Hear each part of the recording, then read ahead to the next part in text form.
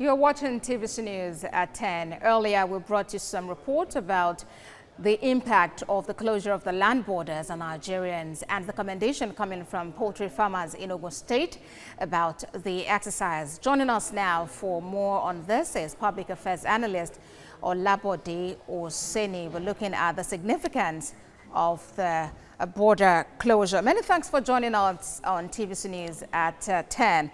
Now, the closure of the land borders has further been extended till January 31st, 2020. And the Nigeria Employers Consultative Association, NECA, believes that this isn't good for the economy and especially for Nigerians. What do you make of all of this? Thank you very much for having me. When you look at the history of China, when China decided to close our borders for almost, I think, less than 40 years, they succeeded in shaping, rearranging the economy. They were able to concentrate to do better with the planning of feeding their people. I think Nigeria as a giant in minimum West Africa or Africa, we can afford to close our border in order to rearrange our priorities, to make sure that a lot of things that we are not getting right, we are able to reset, do them right.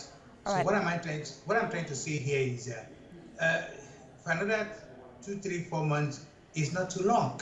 As long as the people who are supposed to go back to the drawing board, make sure that this closure of border, the impact is minimized for the citizens of Nigeria.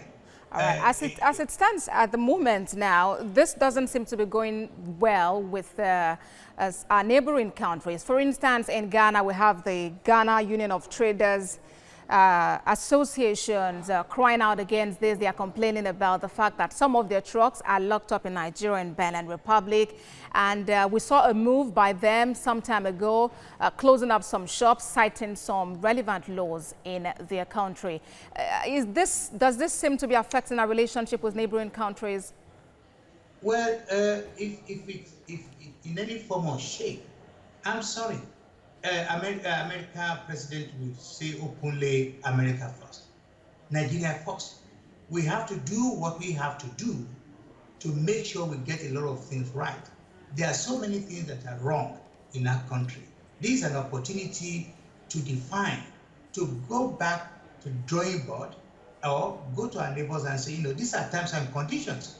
You will agree with me that 99% of the border trading, whatever, it has been on corruption, on mismanagement. It does not benefit anybody. It is through this open border that are not properly regulated that things that are destroyed, that are not supposed to be consumed by our people are coming in.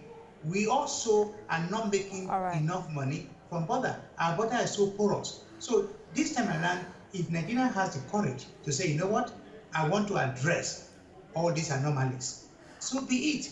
All right, then. We might just have to leave it at this point. It's been extended to January 31st, 2020.